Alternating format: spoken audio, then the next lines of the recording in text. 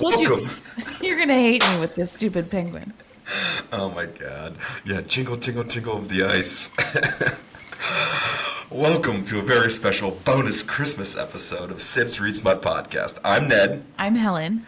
and we are really putting the Christ back in Christmas. The reason for the The season. reason for this season. Yes. This is a podcast where we read, rate, review, and tell jokes, all while discussing your, but mainly our favorite romance books, dirty romance books.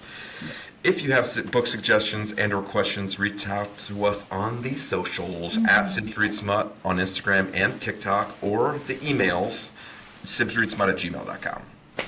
On today's very special Christmas theme podcast, we will be discussing Merry Christmas, You Filthy Animal by Meghan Quinn. There's a lot going on in this book. Lots of Home Alone references, Oh my which God. Helen picked up more than I did. But Too many. these, we will be reading and talking about these books in full, Start to finish. start to finish. If you haven't read it, listen to us and judge whether or not you want to read it. I suggest yes. Helen maybe has a different opinion, but Helen will give you a brief description Yeah. of how this book goes and what the storyline is, and then we'll dive jingle bells deep right Face into it. first into the muff. All right, here we go. Drama queen Max meets his match in socially awkward Betty, experiencing one cringe encounter after another, some mild assault, petty theft, and quite a bit of holiday-themed boning. Can they get over their enemy status and work their shit out before Santa comes down the chimney? Oh my God. Yeah, they do. Dip your dong in some eggnog. You'll get that if you've read the book. And get ready for a lot of Home Alone references. Here is our podcast episode about Merry Christmas, you filthy animal. Oh Oh, man. thank you, Meghan Quinn, for writing this on theme. Today is Christmas. We were recording on Christmas. Today is the 25th of December, believe it or not. And here we are. The Festive as fuck. right off the bat, I think we had differing opinions on the narrator. There is a Playing narrator with the narrator is, yeah. that introduces chapters on this book that has a lot of back and forth with Max more so than Yeah, Betty. he interacts with the humans in the story. And it turns out that in the end, spoilies, it is one of the characters from the book. But apparently, this is book two of a two-book series so far. And the first book was about two friends that show up in this book again, but there was a narrator in that. And apparently, the main character, Cole, from the first book, was telling Max from this book. So there's a narrator that was talking in my head, and I could hear him. And Max was like, "Are you crazy? Like, you're nuts." And then he goes, "I think I know what you're talking about in this book." At some point, it's like, okay, The narrator has a British accent. I thought that was a nice touch really? in the verbal and Oh, audio. I only read it. I didn't listen to the audio. Listened. I did dual. I did. This was my first Audible Kindle interactive listen where it picks up, where like whatever you get, like whatever page you're on in real life on the Kindle, when you open Audible, it goes to that spot and keeps reading from there. Technology. You guys, I think I'm about 10, 15 years too late on that, but it was very nice. And sorry for our eyeline, folks. We are sitting right next to each other at a dining room table, so High five. we're gonna look at each other. Literally look at each other from time to time. And there's probably going to be an echo, so tough shit. If you don't point it out, they won't notice. I notice, so You if know I what else notice, they won't you're going to notice? have to The notice ice too. in my penguin. But there's, yeah, jingling the ice. Real asshole. the, On theme. with the narrator, I wasn't sure about it at first. I ended up enjoying it a lot. But Max has a weird speaking style at the Yes. beginning that I was not in love with, and I think I got used to it throughout the book as it went. But I was like, oh no, he's talking about invaders, and they're in, and I'm like, Yeah, So this entire book is set on a Christmas tree farm. It's owned by this family, the Maxheimers, and their youngest son Atlas goes by Max is his nickname. And so they own this Christmas tree farm, and it's the holiday season, and Max is out on Thanksgiving walking around the property, and there's people like intruders on the property walking around being like, oh, I would change this, I would do this, I would knock this down. And he comes running back into the family's Thanksgiving meal and is like, there's invaders are on the property. And he sounds like a 12-year-old child, not like a 32-year-old man who's like helping his family run this business. Just sounds like a little kid, and kind of sounds like a little kid the whole way through. I just don't believe that this is like a 30 something mature man. And maybe, I don't know, he annoyed me the whole way through. But great storytelling. yeah. The well, and So, yeah, they're on the farm and he's annoying. Carry on. yeah. Well, but he's also we come to find out too very socially awkward. And there's a lot of cringe factors in this book where they're having conversations with each other. And Betty, the female lead, Protagonist. is female protagonist is also hella awkward, and it's hard to listen to and or read and or watch, as you go through. Like, It was shout out to Meghan Quinn, the author. When you write characters, I think that are that like either off-putting or on-put, whatever it is, she did it well. I mean, did it very well. To the point where I was like, this guy's fucking annoying. Like, I don't know if I knew this person in real life. I don't. I also have the patience of what right now? nothing. Of nothing. I have a No 7-week old. patience. I have not slept through the night in over a week. Thanks to my husband having a cold. So I'm a single parent. I'm basically Reba this week. And Merry Christmas to me. And so, yeah, I haven't slept. So my patience for annoying things is low. And Ansel, no, and Antoine, what's his name? Atlas Maxheimer is at the top of my shit list. You stumbled your way through that, but I think we got there in the end. You know what I mean. I called him Antoine. His name is Atlas. Atlas. Close enough. The You knew what I meant. and there's elements of corporate espionage in this too, where the Betty character comes into town, and her uncle Dwight, who's only 5 years older than her, wants her to start a rival business to rival the Christmas tree farm that Atlas family owns. And she's like, well, that's kind of weird. And the town has some ordinance where only one type of shop can be open per city limits.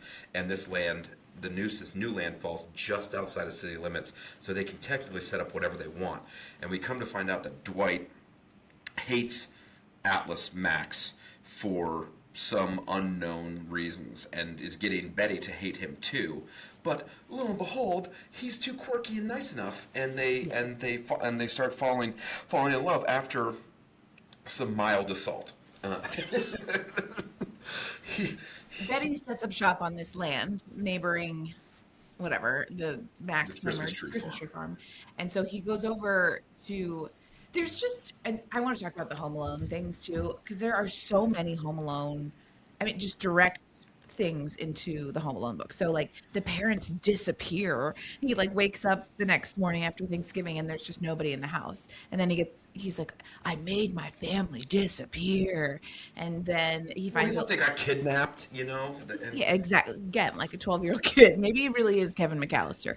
But so he and then finds a letter. Finally, his parents are like, "Hey, we're actually going to Europe for the next unknown amount of time.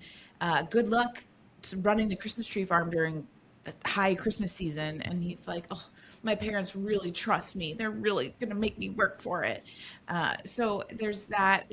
He sneaks over to Betty's house on her property just to see if she's there, or I forget why he goes. Scope out the Things out. competition. Well, he doesn't know their competition yet, but he wants to scope out what's going on over there. A house pretty much was put up overnight. It's one of these prefabricated houses. Nothing was there the day before when he was looking around. So he sneaks through the woods over there with a crowbar for the bears, this supposed bear rape that might happen. And Just like Home Alone. Just like Home Alone. And he is peeping through the bush. I actually wrote this line down. Instead, you chose to part my bush with your crowbar.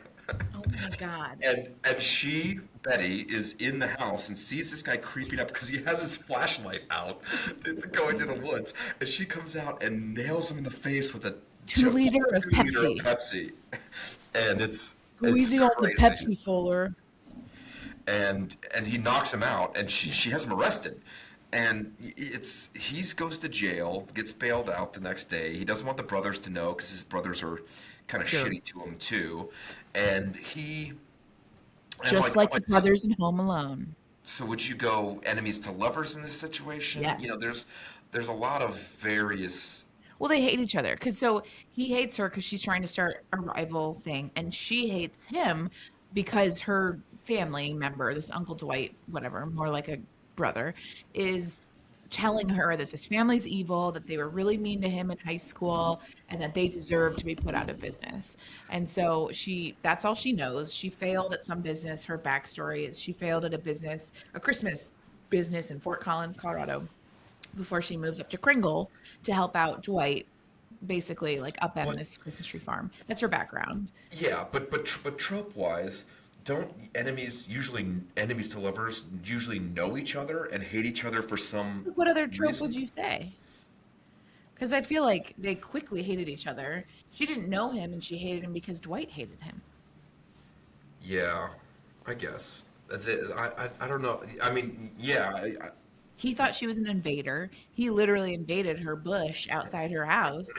So I think I think enemies to lovers. There's nothing else I would really qualify this as.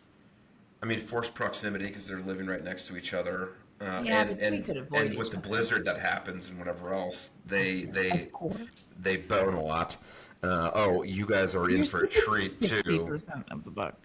Because I also named Christmas-themed sex chapters this go around. But the assault happens. They dislike each other. One, now especially because she thinks he's a peeping Tom and an assaulter, and he thinks she is a crazy, violent woman, and he quickly goes, I'm going to create this plan like a 12-year-old in crayon written down on a sheet of paper, which comes back to bite him in the ass later. They plan to dupe her into falling in love with him so that he can break her heart and she'll leave town and not create this whole farm, competing with his. Yeah. And the wife of the character from the first book, The female protagonist of the first book, right? Story. Story is the only one that goes, you know what, I'm going to go along with this. And his description of the plan was fun. She's fun. Their relationship's fun together. And that scene was funny where he kept calling Gus or Guy the wrong name. He kept calling him Gus, and Gus was the only one on board, and he keeps calling him the wrong name. And Gus goes, "You know what? Fuck you. I'm out. I'm not gonna do it." And he's like, "Oh no!" And then Story sneaks into his car outside and was like, "Actually, I'm gonna help you with this. I do want to help you." Yeah. And quickly finds out that Max actually likes this woman, and they're so well matched that she's just gonna get them together. So yeah, Story then is like a double secret agent because she's like, she sees the plan start to take shape, and then she's like, wait, they actually are a great match. So then she becomes a double secret agent and has ulterior motives to the ulterior motive. And their planning together did make me giggle. They were meeting in like Story's kids' treehouse to like make plans. And she's like, I can't have my husband know that I'm helping you because he's your best friend, but he thinks you're crazy for doing this. And then she keeps telling that her husband Cole that she's like helping. Ooh, maiden call. That she is like going to her aunt's house to help her aunt with something and all this stuff. And later in the book, you find out Cole's like, no, the whole time. I knew the whole time. I could hear you chewing the chips in the house outside. You guys were in the kids' like tree house. What do you mean you thought I didn't know? She was like, I just thought we were keeping a secret. That was very funny. Well, she assaults. He goes over to apologize, and she assaults him with another 2 liter, and and so they have like 3 run-ins before the plan takes shape. She has come to the Christmas tree farm a couple of times too, and he's trying to figure out what she's doing. It's very much like, do you ever see the movie Tucker and Dale are against evil or whatever? No. The story is told from this group of college kids going on a vacation and think that these 2 hicks are chasing them around and killing them. And the story is told from both sides. One from the evil hicks, and one from the evil college kids, where the nice townies are just trying to live their life, and the college kids are trying to kill them. And then it's just totally reversed. And both of these people think she's trying to kill me, I'm trying to kill him, in essence. But he's like, why are you on my farm? She's like, get away from me, attack her, and like runs away. And they have a very awkward, once they decide we're going to get them together, story takes them to the British baking, the Kringletown Bake Off competition, which you and I both love. The British Bake Great Off. British Bake Off. That's been my maternity leave show. We absolutely love some of that Bake Off, and we watch it a lot. And Helen just started over again, and I've watched the previous seasons multiple times as well. Love it. So when they have this Bake Off scene, I'm like, Yes. okay, all right, I'm into it. Yeah. And then they have one of the cringiest conversations I've ever seen in my entire life. Their So conversations were cringe. so much so that the couple sitting next to them Oh. recorded their conversation and was listening to it on the car on the way home The because narrator told us that. That was very funny. because it was so. I mean, it made me literally cringe. I mean, she's They knew that their conversation was cringe, and they were engaging with this couple next to them anyway. It was like a darling older couple, and they were like, "Oh, you guys make it." They told Betty and Max, like, "You guys make a cute couple," and they're like, "Oh, we're not a couple," and they stumbled over everything. And finally, they like looked back over at this older couple, and the older couple was just like, "Oof, this is hard to watch." And they like admitted to, "We've been recording you," like, because this is one of the most awkward conversations we've ever heard. And then the narrator pipes in. It's like they listened to that conversation all the way home and laughed. And like, Yeah. it was But very story also was supposed to be there when and They introduce were. them together. No, I know, but the baby had a 2-person dump blowout where they had to leave. They had to leave Which the Bake Off competition. Where I'm like, happens. that's a true thing. That has happened. I do kind of think the two-person blowouts are more so for the boomers. Like, mom and dad have been in town this week, and they're like, anytime there's a poop, they're like, "Oh my God, Lou, come over here and help me. I need help. I can't do this." And I've never called in the troops on any poop, to be honest. Ben will call in the troops. My husband will call in the troops, but I've never. You just deal with it. There's no such thing as a two-person. So I think that was just shoddy work to get the two alone. Well, and with the for sure, because she fed him applesauce. She fed her baby applesauce, and knowing that the applesauce makes them have massive blowouts. But Pretty accurate. the one at one point somebody says, this is another quote I highlighted. I honestly hope his leg rots and falls off. No context for that. Just absolutely love that line. And I think this was the section where she talks about free balling it. She's like, I like free balling it. I mean, not that I have balls. Nope, I have a vagina. And he immediately goes, and I have a penis. And That's what the couple was listening to. yeah. Oh my God. And so on the way out of there, they run into his 2 brothers, and he gets very protective and and whatever, and she's kind of like, ooh, she starts getting the downstairs tinglies going. I like how assertive he is and whatever else. He's not a bumbling idiot when he's in protection mode. And then they have a weird conversation about squirrels, and Well, because she's thinking about boning him. She's thinking about how she likes him. And apparently she like mumbles and talks out loud. And he's like, "What are you talking about?" And she's like, "Oh, did you hear me talking?" And he was like, "Yeah." And she's like, "I was talking about squirrels." And then she had to cover for herself, talked about squirrels for 20 minutes.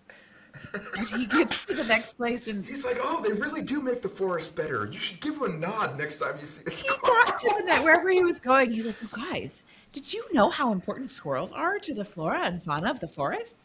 And it's just like, again, this 12-year-old who's like so easily just So they're at insane. they have their next accidental bump in at the Cupid Festival, Mhm. and their next awkward conversation is they're having the taco versus sausage debate about penises and vaginas again, and then she's like, "I kissed a taco once, not a vagina taco, just a woman," Right. and she goes, can we stop assigning gender to food, please?" That one, their awkward conversations, Yeah. it did make me laugh out loud a couple Painful. They times, made you laugh. but they were I painful. They made me just cringe. Well, and we're 41% in. We had our first mistletoe lip lock.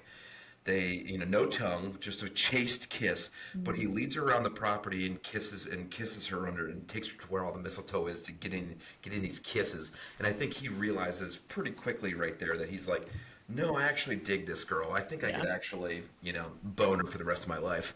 And and then So realistic. Home Alone mannequin party is up next. He wants to make her jealous and This was creates this. Story's idea. Story was like, "Well, let's bring her to your house for something, like tell her to come by and pick something up, and then she'll see that you're having a party, and her reaction to that will tell us if she's also into you or if she doesn't care."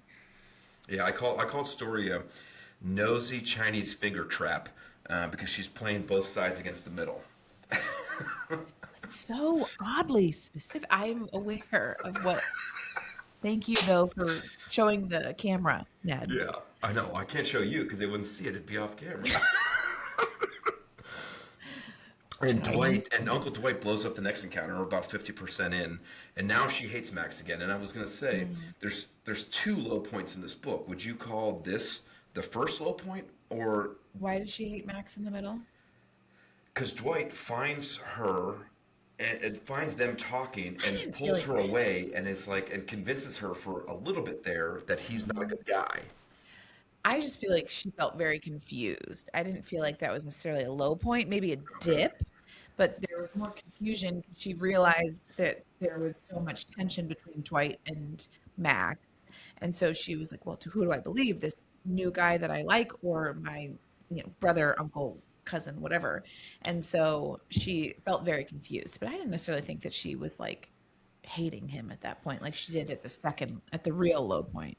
Well, she wasn't talking to Story. She wasn't talking to anybody. Her phone ran out of juice, and then the storm hit, and she was by herself, and no one could get a hold of her. Oh, you're right. And so he like goes over there and carries her and her She was like tarantula. literally gonna die. I mean, Yeah, she was she on was, death's door. yeah, she was like frozen in this And little and I mean, mobile and home Dwight goes out of town, so Max has like an unadulterated week of just fucking her into like me again mode after she's after unfrozen. she's almost dead. Yeah, you know, He well, doesn't fuck the corpse. He just lets her thaw out.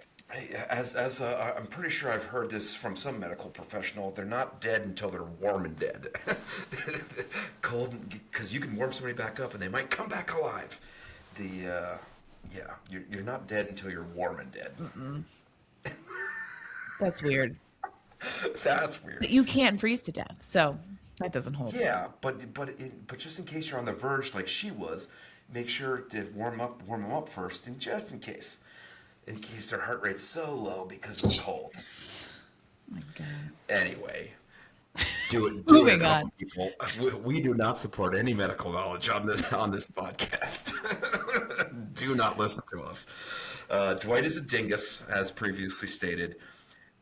Max saves the tarantula because Dwight forgot to put like a battery backup on her house, and so she literally almost dies. And he saves the day and is warming her up and It felt feeding her. dramatic though. It like for Dwight, it's not like Dwight maliciously forgot to give her a backup Sure. battery. And it's not Dwight's responsibility that her car doesn't work and that her phone died and like all of these very convenient to the story, but terrible things all came together. That's not his fault. Like they're both if she's 31 or 33 or whatever, he's 38. I mean, it's not like he maliciously tried to kill her by not leaving her a backup battery. Yeah, but she's never lived there before. He knows what the winters are like, and should have known better to put a battery backup on there. And he's apologetic for it later down the line. You're right; it's not malicious, but it's still he set up this house for her. He knows the area. He knows what's going on. It should have been something that he took care of. That gets us to the first. So now she's warm and He safe. he rescues her, takes her back to his Max house. does, not Dwight the Yes, dingus. Max.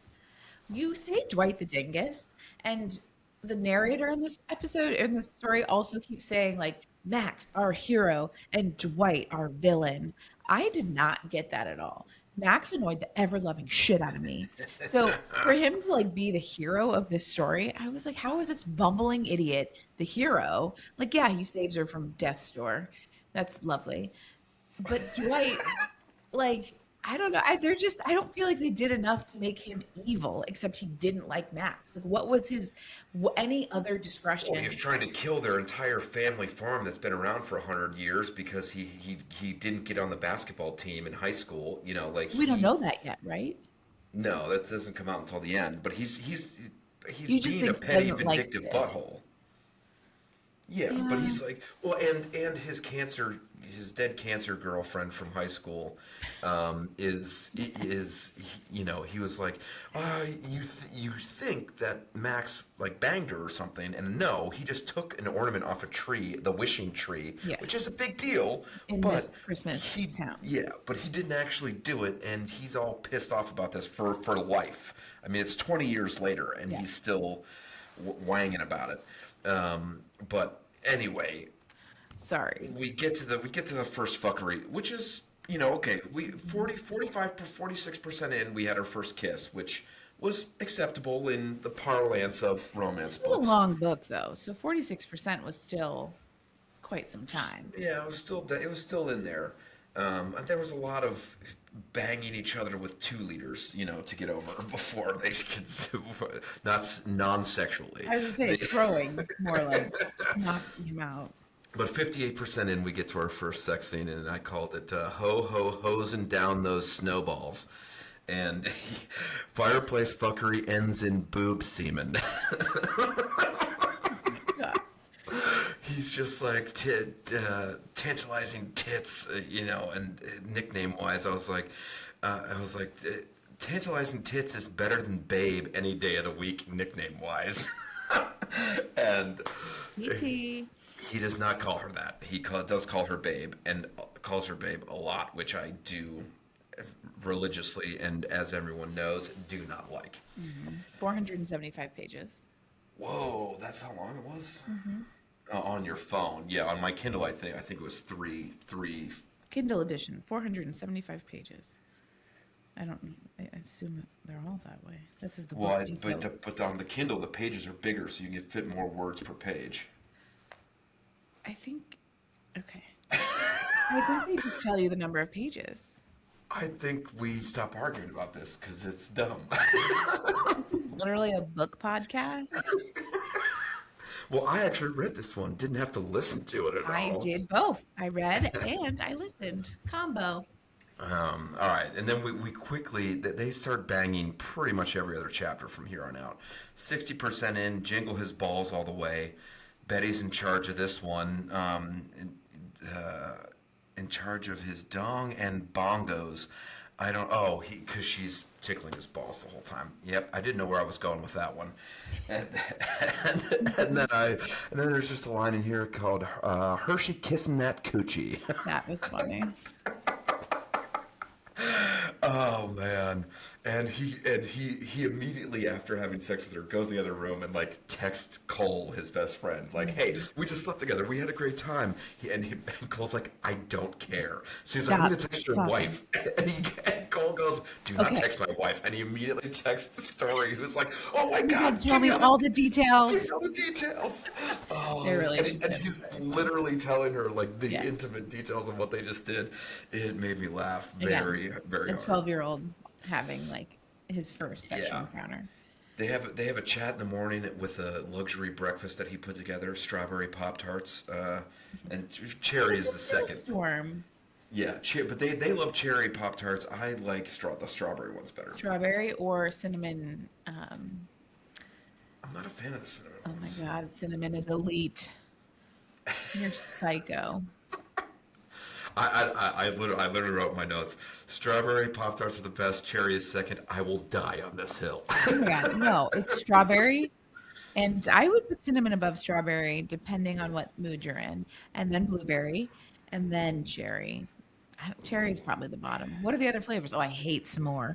Don't even come at me with that. I will burn it and step on it and run it over with a car. Vitriol. Again, I'm not sleeping. Oh my God! When he's at Cole's telling him about something and he says something about boner and Flo, their daughter, starts saying boner over and over again.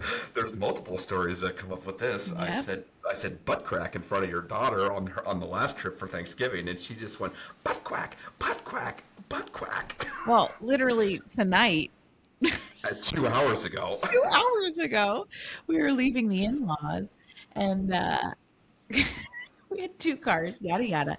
Anyway, I loudly exclaimed, "What the fuck, Ben?" My husband, and I got out of the car and I got back and I get in and my daughter is just saying in the back seat, "What the fuck, Ben? What What the the fuck, fuck, Ben? Ben? What the fuck, Ben?" Oh, we were trying not to howl, but it was I was very like, funny. I was like, "Lucy, do you want to sing the ABCs?" She was like, "Yeah." And so we did. And I was like, I've ruined my child. It's in there. It is imprinted in there. This girl repeats everything she hears and never forgets. So Yeah, it was. I might, We that's have our gonna, own stories about that, and that reminded yeah. me a lot of personal experience, and But I feel like every parent has that. All of my friends all have that story that they've done. So that I loved that scene because it felt so realistic to yeah, just every parent's.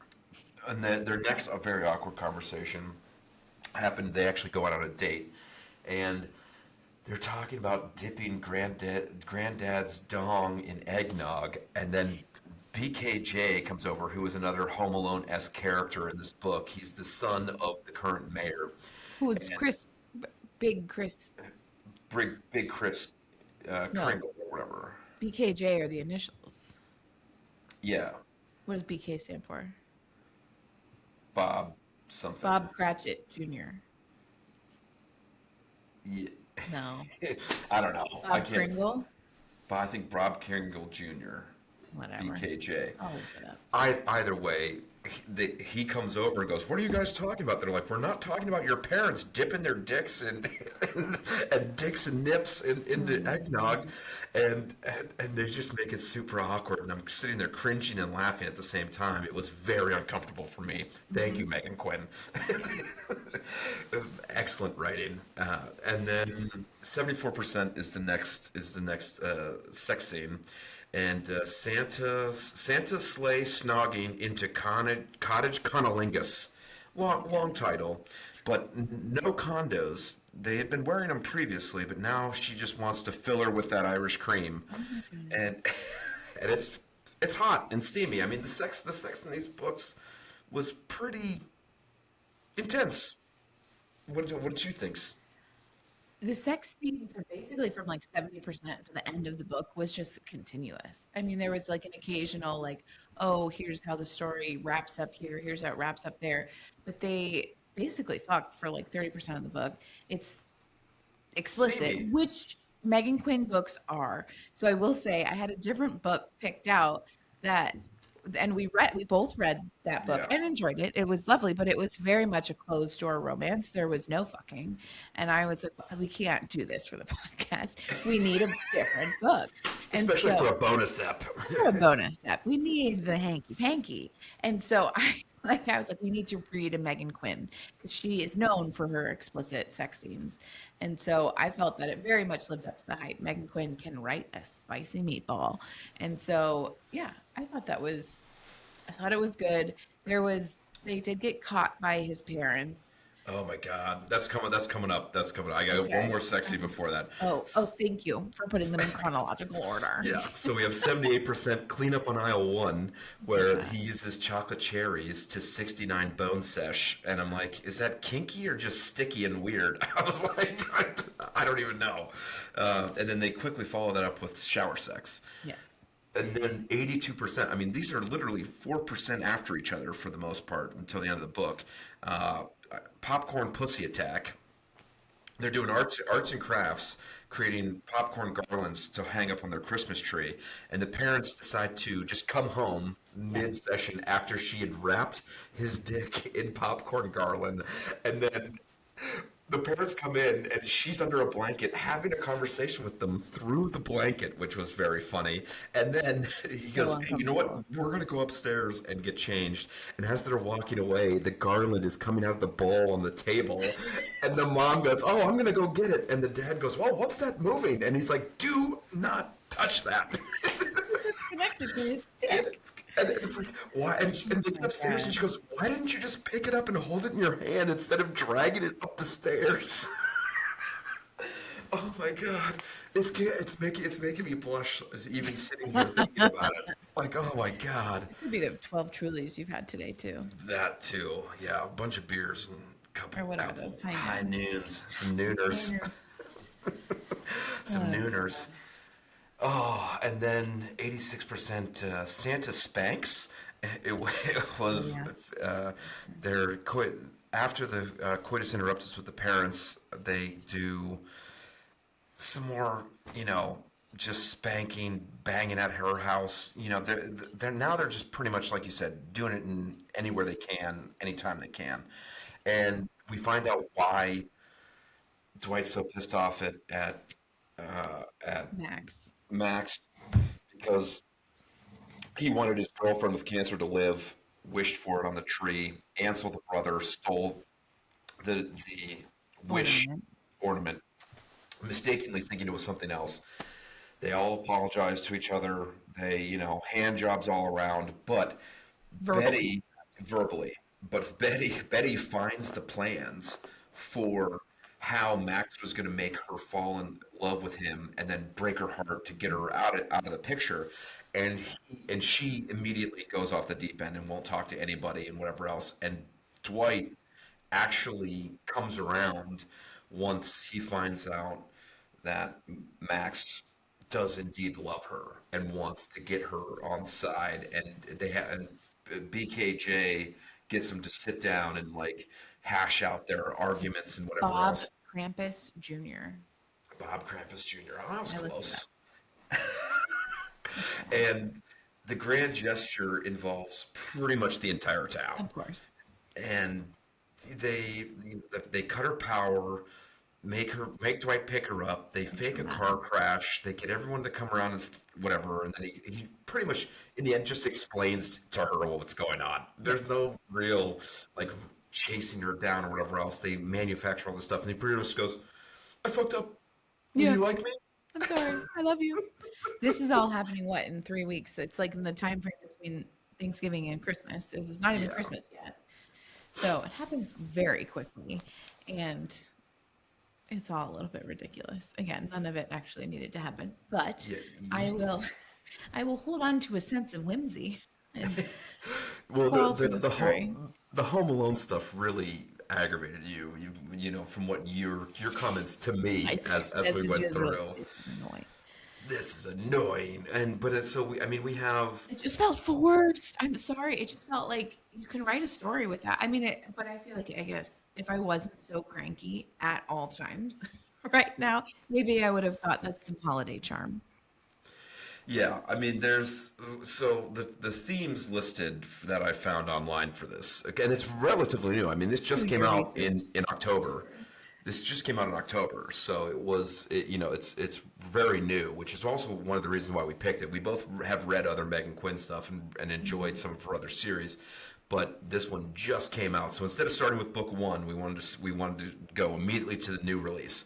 So Secrets and Redemption, our theme listed by AI on the interwebs. Forced proximity, which they live next to each other. He saves her from a thing and has to stay with her for 4 days from a snowstorm, and Oh she yeah, has to saves stay her with from her for four freezing. days. Healing from failure. She failed in her business. He's That's kind her of failing backstory. at the job, the backstory. He's failing at maintaining the farm while his parents are away, And like whatever. being an adult. That too. Power of community is another one that they listed, which I'm like, okay. And the town, we've read other books with better fleshed out townspeople, Yeah. and this one there was the woman who ran the coffee shop was fun. The There, Gossipy Sisters, the Gossipy Martha and sisters, May. BKJ, and Mhm. there were some fun townspeople in this, but Yeah. it's I would say middling accordance with other small town romances that we've liked, where uh, they have more fleshed out and better interactions with the townspeople. Rivalry and redemption is another theme. The tropes that they list on here were rivals to lovers, enemies to lovers. That's kind of the same thing. Yeah. Holiday hijinks and chaos, which It's a trope. apparently is a trope, which we haven't read enough holiday themed I was to books to say really there's get on it. that. I mean, I guess yeah. There's like I guess it consider it a trope. I just consider it like sort of a subgenre of romance novels. Yeah, the he falls first is another trope that I haven't seen listed anywhere really, but I'm Why like, is oh, that a trope? That's just stating who fell in like love first? I yeah. don't know. I don't know. Okay. Cinnamon Roll Hero is another one. AI might just be making these up. No, cinnamon roll is a thing. Maybe you don't go on TikTok enough. Cinnamon roll is like a sweet and, just a guy who's sweet through and through, all the way to the middle, and just it's those warm and cuddly in the core. And I did not find him to be. I mean, cinnamon roll. Sorry, I just punched the mic. Cinnamon roll, maybe in that he's like annoying and sticky. I don't Well, know. no, but he also helps her. He is actually looking out for her. Once she gets over the fact that he's not trying to assault her, it's like he does take care of her and do everything he can to make her feel good. I mean, I'd You're go really cinnamon roll. defending him. Well, you just have this hatred of him because he has a weird patois, how he speaks. You really just fucking hate it. It's a little over the top, smelly belly. Well, that's accurate. Yes. Anything else to say? Yeah. I mean, Team it's Dwight. Listen, yeah. just kidding. I'm not I allowed to be. The narrator would say that Dwight is the villain. would you go back and read the first one of these? No, no. Is it because of the holiday stuff that you did that you did not enjoy? Um, I appreciated Story and Cole, who were the people, the main characters of the first book. I appreciated them in this novel, but that one felt very like I know that the first one is Grumpy and Sunshine, I think.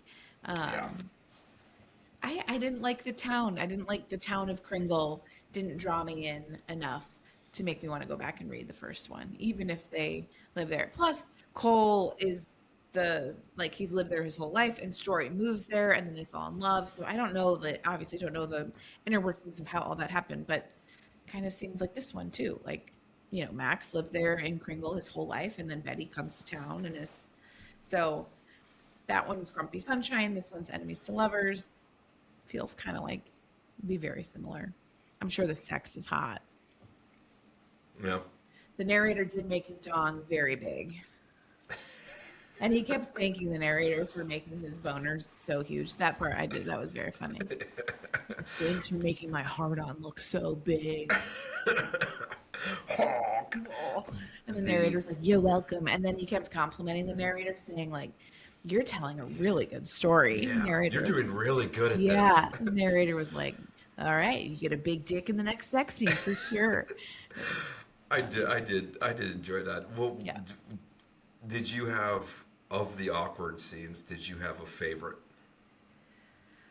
No, I'm just I just don't have the patience right now to think that it was endearing. Oof, the parent. I'd have to split it between parents and their. I have a penis, you have a vagina conversation from the Bake Off. Oh my Like those two had me on the edge of my seat, wanting to run away from my headphones or my Kindle on the couch Which, because to your point, I read this one. Meghan Quinn, well done. Yeah. I mean, phenomenal writing to make it to the point where you're like, oh my God. I would, of those two, he didn't send me the questions ahead of time, so I was not expecting that question then.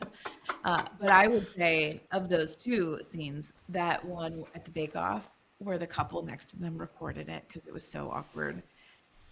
Like listening to their conversation was not great, but knowing that the couple like listened to it in the car on the way home was one of the funniest moments in the book. So that I picked that. Yeah, I had a lot in this book where, like you said, Megan Quinn really made it there. And if you have a huge rock hard candy cane for holiday books, I would say go ahead and read this one. I The, would read it. Yeah, I mean it's yeah, definitely this time of year. It's fun. It's festive. yeah. Yeah. I mean, better or worse than Gabby and the Gobblers for our bonus episode. Oh my God. Okay, first of all, I don't feel like you can really compare them.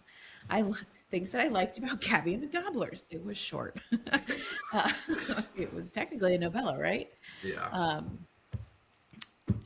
you really had to suspend your imagination with that one. This one, Turkey shifters, if you have not listened oh to yes, that bonus episode. go back and listen to that episode. So that one was much more like mystical. This one is set in a real life thing. Christmas Town. What was your question? Which one did you like more? Oh, I don't know. I don't know if I. What did you like? They were so different. Yeah, I would say this one more than This is Gabby more the in line Gobblers. with like things we normally read. Yeah. Well, where would you put this one on the Smutometer? Oh, hi. Yeah, so spicy or spicy plus? I mean, to me it Spicy. wasn't. Yeah. Listen, nothing's gonna come close to the hockey fuckers. What is that? Oh, horns might. I mean, the our book one Our of next season season. two might What was that might book get there called? Um, by the horns. no, the Oh, hockey pucking around. Pucking around. Thank you. I don't know. That's an Still one of the dirtiest echelon books. of its own Still one of the most dirty books we've ever read. ever. Ever. I mean, even Dirty Bastard, Yeah. Bastard Boss, whatever, was pretty much wall to wall sex scene and still not as dirty as That fucking just around. felt like a porno. It just was like, hey, I'm gonna bone you. The hockey fuckers pucking around. I will not semen swapping. I mean, I cannot get over some of the Always comes back to that. some of the things that I mean when they were like on the stairs at that club in like the the broom closet. Eiffel Tower in her, And yeah. they like whatever had like dong piercings and stuff. Oh yeah. That book was BANANAS. beyond what I just there are a few books I think so I'll be curious with season 2 coming right up if any of the books really touch that. Yeah, I would put this in the spicy category as well. I Spicy. mean, I would put it even at the higher end of the spicy category because I mean, once they got to the dirtiness, Yeah. it stayed dirty from about 58% till the end. I mean, it was a solid 42% of this book was like wall to wall sex, Yeah. which or candy cane. Oh, Helen. You got brain fucked. Yeah. Oh, she just impaled a penguin on a Christmas tree. They The wrong all way. the wrong way. I mean, what do you say? Oh man. Well, we are soon coming upon season 2 of Sibs Smut coming out hopefully towards the end of next month. We will That would get be back January. January 2026. We will have more firm dates once Helen pulls her head out of her ass and can start reading all these books. I'm sorry. I have a 7-week-old. Throwing shade. Kidding. I get it. She's Dare busy. you? How dare you? I haven't slept. It's only going to make the podcast better. So My we memory. will soon be having episode 2s come out, or season 2s Season coming 2 out. episodes. Episodes coming out next month, hopefully. Mm-hmm. And on so we don't have a book to announce coming up on next week's podcast because there won't be one next week. But hopefully, the next couple of weeks we will have more information on when season 2 will be dropping into your. Well, and you put out the books into your pockets. Sorry, I should have let you finish that thought. When season 2 will be dropping into your pockets. We did put on Instagram, I thought, The reading list. Yeah. We have released the reading list. So if you want to start catching up and check getting it out. getting a jump on the books coming up for the first, I think we've released the first 12 for season 2. Mm-hmm. So if you want to get a jump on it, or if you want our, let's say, educated opinions on these books before you decide to read them, then just wait. I don't give a shit. Yeah. But generally, if you're liking our bullshit, please rate, review, subscribe. Yeah. You know, generally go on all the areas and wipe them down, slap them. Those buttons, I mean, not each God. other or Helen. All right. Oh, that was brutal. Thank you for listening. Please tune in for season 2. Don't judge us by the end of this episode. Thank you, Smutters. Stay smutty. Stay smutty. Santa! There it is! Oh, Christ. Get me out of here. We're done.